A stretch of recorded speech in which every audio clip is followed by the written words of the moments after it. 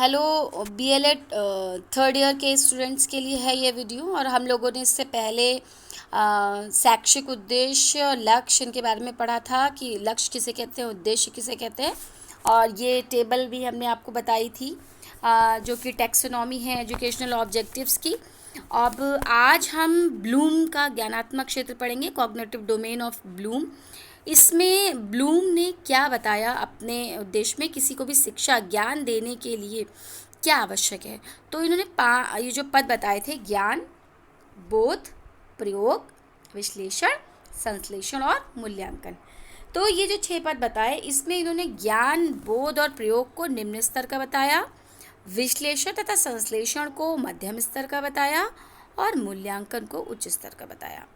कहने का मतलब ये है कि ये 6 उपभाग मिलाकर एक शैक्षिक क्रिया को स्वचालित बनाते हैं, मतलब उसमें एक मूवमेंट लाते हैं। और जब ये क्रिया चलती है तो पूरी तरह से ये स्वचालित हो जाती है।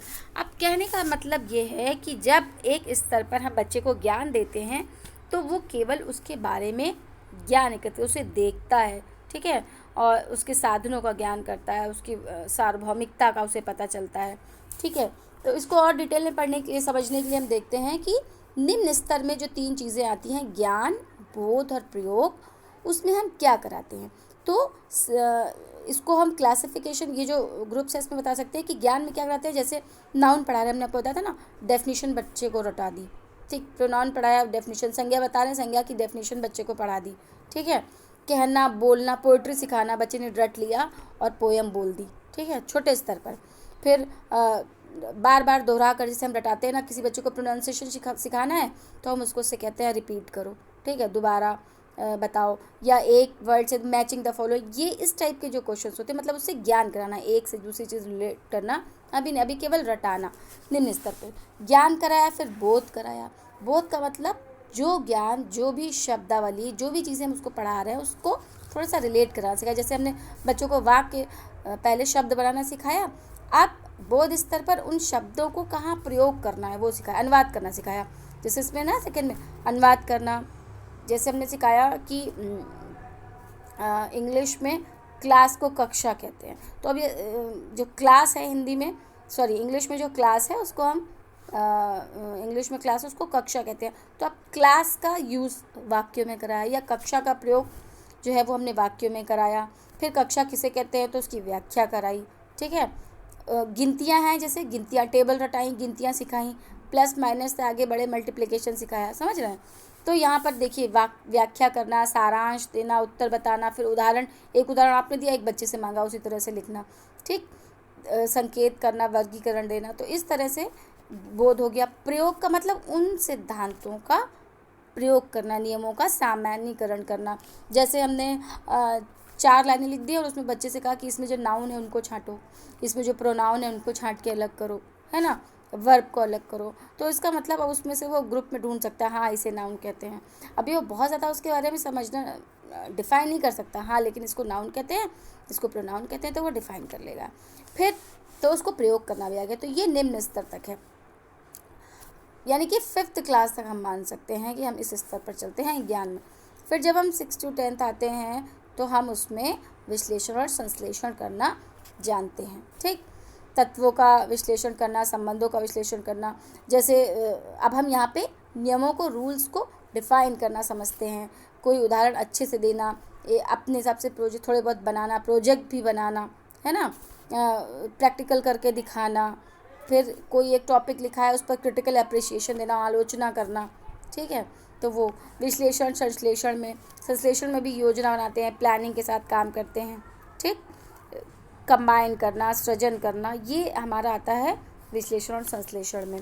फिर उच्च स्तर पर मूल्यांकन करना। मूल्यांकन का मतलब क्या होता है कि अब हम सेम सर्कमस्टेंसेस में कहीं ना कहीं एक सर्कमस्टेंसेस की दूसरे सर्कमस्टेंस से तुलना कर सकते हैं, ठीक है, 2 के बीच में अंतर निकालना, 2 के बीच में तुलना करना, ठीक है।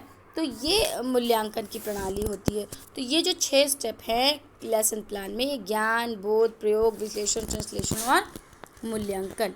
ज्ञानात्मक पक्ष और विश्लेषणात्मक पक्ष को जो है वो काफ़ी इम्पोर्टेंट माना गया है। इसमें क्या होता है, बाद में आरसीएम के सिस्टम में जो ब्लूम के 6 वर्गों के स्थान पर बाद में डॉक्टर दवे ने इसको केवल 4 पदों में कर दिया था। उन्होंने कहा था ज्ञान बोध प्रयोग और सृजनात्मकता ही प्रमुख है, लेकिन ज़्यादातर हम ये ब्लूम का ही लेसन प्लान में यूज़ करते हैं। यही उद्देश्य। उसके बाद भावात्मक पक्ष होता है। भावात्मक पक्ष की बात करें अगर हम, तो भावात्मक पक्ष में क्या होता है कि मूल्यों को, संवेगों को, इन सब की व्याख्या करता है। इसमें सबसे पहले क्या होता है भावात्मक उद्देश्य में ग्रहण करना। जो कुछ हमें मिल रहा है हमने उसको ग्रहण किया। जैसे किसी ने बताया कि 4 ये जो पशु हैं ये हमारे लिए ये घरेलू पशु हैं, डोमेस्टिक एनिमल्स हैं, ठीक है। तो हमने उसको ग्रहण कर लिया, ठीक। प्रत्यक्षीकरण किया। अवेयरनेस ऑफ फिनोमिना, क्रिया की जागरूकता, क्रिया की प्राप्ति की इच्छा, नियंत्रित चयनित योजना। ग्रहण करने में ये हम जो है वो क्या हमको इफ़ेक्ट करता है, क्या हमको इन्फ्लुएंस करता है, उन चीज़ों को हम ग्रहण करते हैं। फिर उसके बाद हम रिस्पॉन्ड करते हैं। जब हमको समझ में आता है तो हम उसकी क्रिया से प्रतिक्रिया देते हैं, अनुक्रिया देते हैं। जैसे हमने क्वेश्चन समझे, लेसन समझा, उसके बाद अगर समझ में आया तभी हम उत्तर दे पाएंगे। तो पहले हम ग्रहण कर रहे हैं, हमें बताया जा रहा है, हम उसको सुन रहे हैं। उसके बाद जब हमें समझ में आ गया तो हमने उसकी लिखना शुरू करा, उसके उत्तर देने में हम आगे आए, अनुक्रिया करा। फिर अनुमूल्यन करना, इवैल्यूएशन करना, वैल्यूइंग करना कि क्या हमको किस तरह से लिखना है, किस तरह सेंटेंस लेना है, क्या कहाँ पार्टिसिपेशन करना है, कहाँ नहीं करना है, किस तरह की डिसीज़न लेना है लास्ट में, ठीक है। उसके बाद ऑर्गेनाइजेशन, व्यवस्था करना, क्या किस तरह से किसी एक दी गई डेफिनेशन की व्यवस्थित करना है, कहाँ पर हमें अपनी भाषा का प्रयोग करके एकदम एज इट इज़ ना लिख के अपने शब्दों में लिखना है, कुल अपने हिसाब से लिखना है, या कोई एक वर्ड दे दिया गया जिस पर डिस्कशन करना है, ठीक है, एडजस्टमेंट करना है।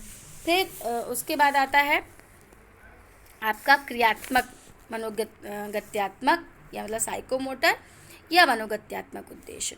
इसमें भी लगभग इसमें बस सीधी सीधी बात है, इसमें क्रियात्मक का मतलब है प्रैक्टिकली बच्चे क्या कर सकते हैं, जो भी उनको समझ में आया अब उसको वो प्रैक्टिकली करेंगे, और उनके मानसिक दशाओं को देखते हुए उनके कक्षा अनुसार उनको इस तरह के कार्य दिए जाते हैं। क्रियात्मक पक्ष में सबसे पहले उन्हें मोटिवेशन दिया जाता है। मोटिवेशन से स्टिमुलस उत्पन्न होता है। स्टिमुलस मतलब उद्दीपन उत्पन्न होता है। उद्दीपन जब होता है तो वो कार्य करते हैं। कार्य करने के बाद क्या होता है, कार्य तो वो करेंगे लेकिन उसमें नियंत्रण भी होना चाहिए, इधर उधर से कोई टॉपिक ना चला जाए, या कोई प्रोजेक्ट बनाना है तो इधर उधर ना हो, सही। फिर कोऑर्डिनेशन भी होना चाहिए, फिर स्वाभाविकरण, फिर आदतों का निर्माण। इसलिए प्रत्यक्षीकरण का मतलब, जैसे हमने कुछ देखा, सबसे पहले हमने कोई चित्र देखा और फिर उसको बनाने का प्रयास किया।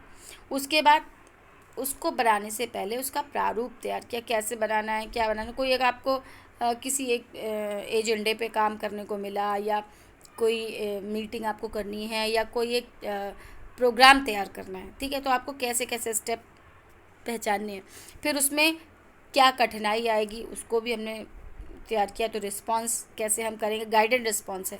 फिर कार्यप्रणाली बनेगी, ठीक है। अब कार्यप्रणाली जो हमने कहाँ कहाँ पर अभ्यास करना है, कहाँ पर प्रैक्टिस सही हो जाएगा, आत्मविश्वास कौशल का विकास होगा जब हम कुछ प्रेजेंट करेंगे, ठीक है। फिर जटिल प्रत्यक्ष अनुक्रिया, क्रियात्मक पक्ष का ये सर्वोच्च स्तर है और इसमें कार्य करने की क्षमता में एक सुधार होता है। इसमें हम इनोवेशन करते हैं, नई चीज़ें सृजन करते हैं, नई चीज़ें बनाते हैं। तो मतलब जो भी हमें समझ, हम अपने शब्दों में, अपने मनोभावों में, जैसे आ गया कि भारतीय आर्थिक व्यवस्था को अपने शब्दों में बताइए, तो आप लिख सकते हैं। या भारतीय इतिहास में अगर जो है वो अन्य राजाओं ने या किसी राजपूत राजाओं ने एकता रखी होती तो भारत का वर्तमान कैसा होता, ठीक है, या उसमें इतिहास में क्या होता। तो इसमें आप अपने भाषा में नए प्रयोग कर सकते हैं, ठीक है। अब आता है आपका मेन टॉपिक जो आपका इसमें है कि शिक्षण उद्देश्यों को क्यों लिखना चाहिए, कैसे लिखना चाहिए। तो शिक्षण उद्देश्यों को व्यवहारिक क्रम में लिखने का सबसे प्रमुख जो कारण है वो ये है कि उद्देश्यों के बिना, हमने कहा था ना कि सारहीन हो जाता है। तो कुछ पद ऐसे हैं जिसमें शिक्षण उद्देश्य लिखना, पाठ्यवस्तु छांटना, छात्र को दिए गए पाठ्यक्रम से किस तरह उद्देश्य को प्राप्त कर सकेंगे उसके लिए लेसन प्लानिंग, ये योजना बनाना मतलब लेसन प्लानिंग, फिर उपलब्धि परीक्षण करना, उपलब्धि के आधार पर शिक्षण को पुनः किस तरह हम जैसे हम एक्सप्लेनेशन करते हैं, फिर उसके बाद हम पुनः रिवीजन करते हैं, जो लास्ट में हम क्या बोलते हैं, जो पुनः रिकैप्चुलेटरी क्वेश्चन बनाते हैं ना, उसमें तो क्या क्या छात्र से अपेक्षित व्यवहार है, छात्र इसका उत्तर देगा कि नहीं देगा, ये सारी चीज़ें लिखते हैं। कैसे होने चाहिए व्यवहारिक उद्देश्य, हमेशा चाइल्ड सेंटर्ड, छात्र केंद्रित होने चाहिए। अधिगम प्रक्रिया से संबंधित यथासंभव व्यवहारिक उद्देश्य जो है अधिगम प्रक्रिया से संबंधित नहीं हो। जैसे छात्र थॉर्नडाइक के बारे में ज्ञान प्राप्त करेंगे तो इसमें ज्ञान प्राप्त करने पर है, ना कि उन व्यवहारों को जो बताएंगे छात्रों, रटने पर बल नहीं है, ज्ञान प्राप्त करेंगे, समझेंगे। ठीक है। उद्देश्यों में पढ़ाए जाने वाले पाठ्य वस्तु का पर्याप्त उल्लेख नहीं है, एक उद्देश्य में केवल एक ही विचार लिखा जाता है। कई सारे एक साथ कि पूरा सब कुछ समझ लेंगे, नहीं, बस आवश्यकता, हर स्टेप वाइज छोटे छोटे भागों में पढ़ाया जाता है ना। लेसन प्लान हम स्मॉल करके पढ़ाते हैं, छोटा छोटा। आवश्यकता अनुसार उद्देश्य परिवर्तित होंगे और छात्र की योग्यता के अनुसार। सीधी सी बात है कि उद्देश्य हम ऐसा नहीं है कि आज हम एक ही दिन में बच्चे को भारतीय इतिहास के बारे में बता देंगे, या एक ही दिन में स्वतंत्रता आंदोलन के बारे में बता देंगे, या एक ही दिन में हम उनको साबित क्रांतिकारियों के बारे में बता देंगे, है ना। तो धीरे संविधान के बारे में तो सब कुछ एक ही बार में नहीं बता देंगे। एक बार हम मूल कर्तव्य बताएंगे, फिर एक बार हम नीति निर्देशक बताएंगे, फिर हम एक बार मूल अधिकार बताएंगे। ठीक है। तो इसमें उद्देश्य जो है वो चेंज होते जाएंगे। कैसे व्यवहारिक में लिखना है, ये पॉइंट दिए हुए हैं कि सरल होने चाहिए, ईजी होने चाहिए, और व्यवहारिक रूप में लिखने के लिए शिक्षण व्यू, दृश्य सामग्री, जो कि आप जैसे टीचिंग TLM का यूज़ करते हैं, उनके चयन में सहायक सिद्ध होते हैं। कि अगर हम किसी भी चीज़ को प्रोजेक्ट के माध्यम से, चार्ट के माध्यम से पढ़ाएंगे तो वो बच्चे को ज़्यादा अच्छी समझ में आएगा, टेबल फॉर्म में पढ़ाएंगे ज़्यादा समझ में आएगा। तो ये सारे आपके पॉइंट हैं। उद्देश्यों को विस्तार करने में सहायता मिल जाती है, सभी पक्षों के उद्देश्यों का मूल्यांकन हो जाता है, शिक्षण तथा अधिगम में इसके द्वारा समुचित संतुलन बना रहता है। तो ये आपका आज ये हो गया कि AIIMS and objective of social. ये सब सोशल साइंस के विषय में भी एक ही बात है कि आप इसको ऐसे लिख सकते हैं। फिर ये आपका यहाँ तक का हो गया शिक्षण उद्देश्य। अब हम एम्स की बात करेंगे, जो कि जनरल होते हैं। ठीक है, इनको हम बताते हैं। अब आता है आपका एम्स ऑफ सोशल साइंस, सामाजिक अध्ययन के उद्देश्य क्या हैं। तो मैंने आपको बताया था कि ये जो लक्ष्य उद्देश्य होते हैं, इसमें जो है व्यक्तित्व का सर्वांगीण विकास, ये विस्तृत है। ठीक है। बच्चों के सर्वांगीण विकास के लिए सामाजिक अध्ययन का जो पढ़ाया जाना है वो अत्यंत आवश्यक है। उसके बाद ज्ञान, किस तरह का ज्ञान प्रदान करना, वांछित अभिवृत्तियों का विकास, डेवलपमेंट ऑफ डिज़ायर्ड एटीट्यूड, किस तरह से ज्ञान के द्वारा जो है वो बच्चे सामाजिक अध्ययन की के बारे में जान पाएंगे। ठीक है। उन पर कैसे उनका बौद्धिक अभिवृत्ति होगी, कैसे वो आगे सामाजिक अध्ययन से संबंधित हो सकेंगे, लोगों के लिए कैसे उसमें उनमें आत्मसंयम आएगा, धैर्य आएगा, सहानुभूति आएगी। उसके बाद सामाजिक अध्ययन का एक प्रमुख उद्देश्य क्या है, ज्ञान प्रदान करना भी होता है। स्कूली बालकों को किस तरह से एक अच्छा नागरिक बनना है, इसके ज्ञान के लिए आवश्यक है कि बच्चों को सामाजिक विषय से संबंधित ज्ञान दिया जाए। फिर अच्छी नागरिकता का विकास करने के लिए भी सामाजिक अध्ययन का ज्ञान होना आवश्यक है। मानव समाज की व्याख्या करना, मानवीय जीवन, ये सब लक्ष्य हैं, उद्देश्य जो आप अभी पढ़ रहे थे वो वास्तविक रूप से सिमिलर उद्देश्य थे, ये आपके लक्ष्य हैं।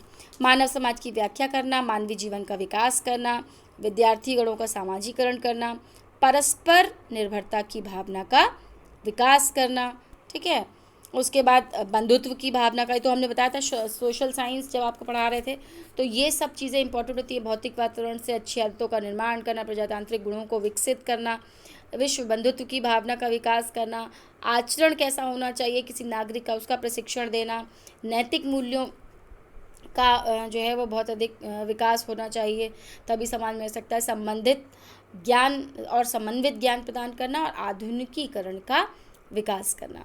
साथ ही साथ सामाजिक अध्ययन के द्वारा, सामाजिक विषय, सामाजिक अध्ययन जिसकी बात कर रहे हैं हम, अवकाश काल का सदुपयोग करना, क्योंकि प्रोजेक्ट के माध्यम से बहुत सारी चीज़ें उसमें समझ सकते हैं।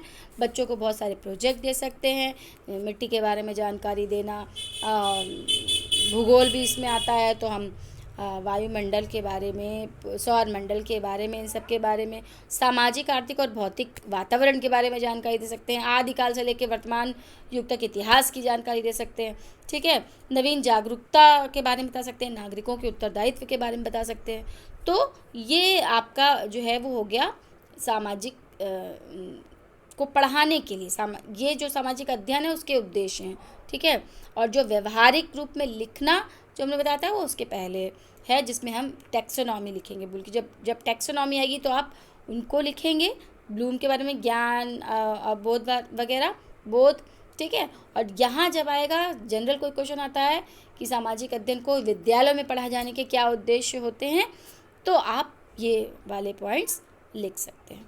ठीक है, तो ये आपका हो गया। कोई भी डाउट हो तो आप मुझसे फ़ोन करके पूछ सकते हैं, कोई उसमें दिक्कत नहीं है। मैसेज या फ़ोन द्वारा किसी भी तरह आप हमसे बात कर सकते हैं। ठीक है, तो आप इसको पढ़िए, समझिए, नहीं कुछ समझ में आता तो बताइए।